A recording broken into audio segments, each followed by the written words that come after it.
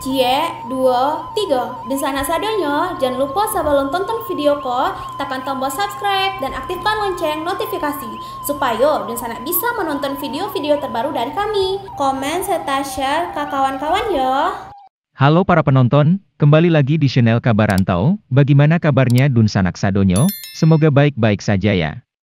Di video kali ini Mimin akan memberitahu kalau di sebelah utara kota Padang ada wisata alam yang harus kamu kunjungi ketika bermain ke kota Padang. Tonton sampai habis video ini dan jangan lupa berikan like, komen, subscribe, dan bagikan ke teman-teman kalian. Wisata alam ini bisa dibilang wisata alam yang langka dan jarang dijamah wisatawan. Luas area 3,4 hektare, cagar alam Batang Palupuh yang berlokasi di Jorong Batang Palupuh. Nagari Kotorantang, Kabupaten Agam, Sumatera Barat, merupakan rumah besar bagi beragam flora dan fauna langka di ranah Minang. Berada sebelah utara dari kota Padang dengan jarak tempuh sekitar 104 km dari kota Padang, cagar alam Batang Palupuh di Kecamatan Palupuh itu merupakan kawasan konservasi flora langka, khususnya Rafflesia arnoldi, yang pertama kali ditemukan pada 1930. Sejak ditemukan bunga langka di lokasi tersebut, kawasan itu kemudian ditetapkan sebagai cagar alam Batang Palupuh oleh pemerintah Belanda lewat Gubernur Besluit No. 3 STBL No. 402 pada 14 November 1930. Untuk menuju ke lokasi di Nagari Kotorantang cukup berjalan kaki 15 menit dari lokasi parkir kendaraan dengan medan yang landai. Selama ini kawasan itu kerap dikunjungi wisatawan Nusantara dan mancanegara. Bahkan juga menjadi lokasi penelitian dari sejumlah mahasiswa dari sejumlah negara dan Indonesia. Balai Konservasi Sumber Daya Alam Sumbar juga telah membangun pos jaga dan tempat duduk bagi pengunjung menjelang masuk kawasan cagar alam Batang Palupuh. Pos jaga itu, dulunya dihuni oleh petugas untuk mendampingi para pengunjung yang datang ke lokasi bunga Rafflesia dan saat ini kondisinya sudah kosong. Kepala Resor Konservasi Sumber Daya Alam, KSDA, Maninjau Ade Putra menyampaikan pihaknya bakal mengaktifkan kembali pos jaga tersebut dan petugas bakal tidur di lokasi apabila melakukan patroli ke kawasan cagar alam Batang Palupuh. Di cagar alam ini, banyak ditemukan individu bunga Rafflesia, bunga rhizanthus dan bunga bangkai yang hampir setiap tahun mekar sempurna. Bunga langka dan dilindungi itu tumbuh secara berdekatan satu sama yang lain dengan kondisi hutan yang rindang.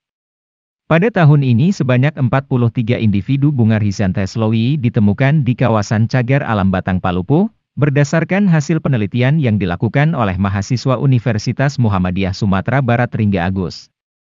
Menurut Ringga, ia menemukan 43 bunga rhizanthus lowii itu dengan kondisi mekar 5 batang dan berupa knop 38 batang.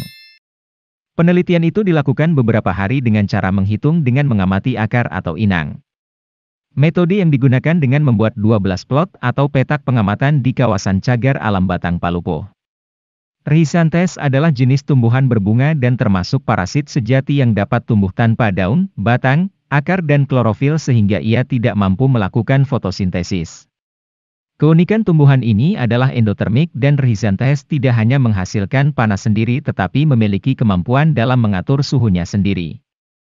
Kata Kepala Resor Konservasi Sumber Daya Alam, KSDA, Maninjau Ade Putra. Ia menambahkan Rhizanthus berasal dari Mycelium yang membelah diri setelah mencapai ukuran tertentu. Tumbuhan ini kemudian menembus jaringan permukaan epidermis Tetrastigma lanciofolia. Rhizanthus termasuk suku Rafflesiaceae yang anggotanya merupakan tumbuhan parasit sejati yang sangat bergantung kepada inangnya. Beberapa di antaranya adalah Rafflesia, Mitrasrema, Rhizanthus dan Sapria. Rhizanthus merupakan jenis paling kecil dengan garis tengah kurang lebih 15 cm dengan dimensi ukuran jika dihitung secara keseluruhan termasuk lobus dapat mencapai sekitar 30 cm.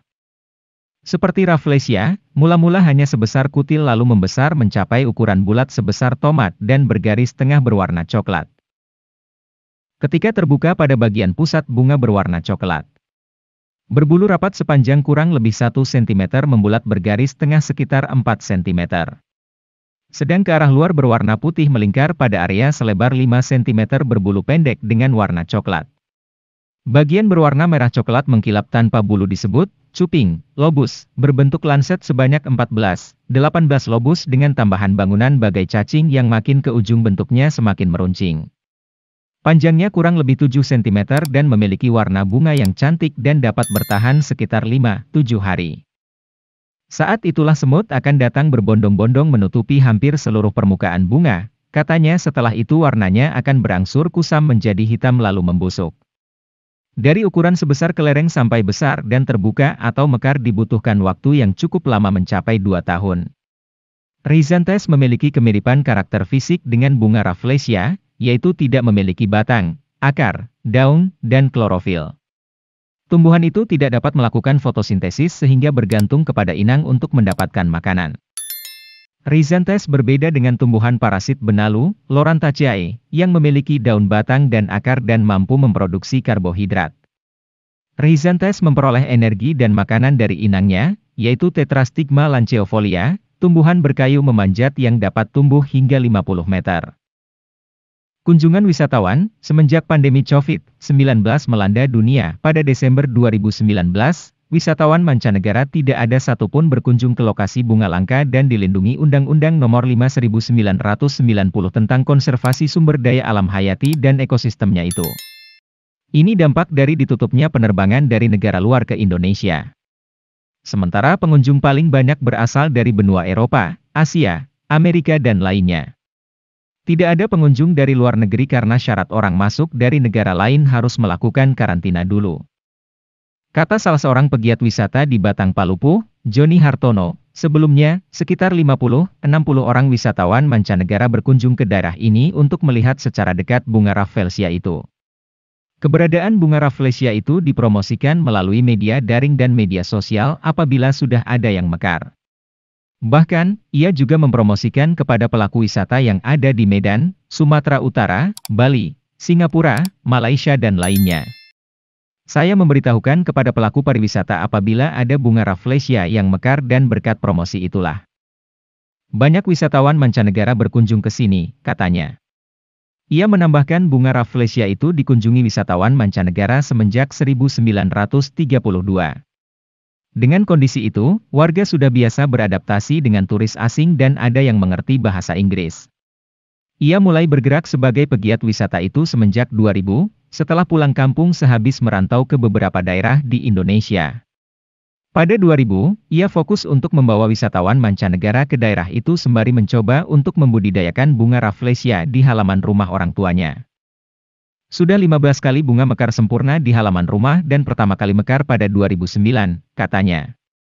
Saat ini, jumlah knop bunga Rafflesia di cagar alam Batang Palupuh sebanyak 5 batang dan dalam waktu dekat sudah berkembang.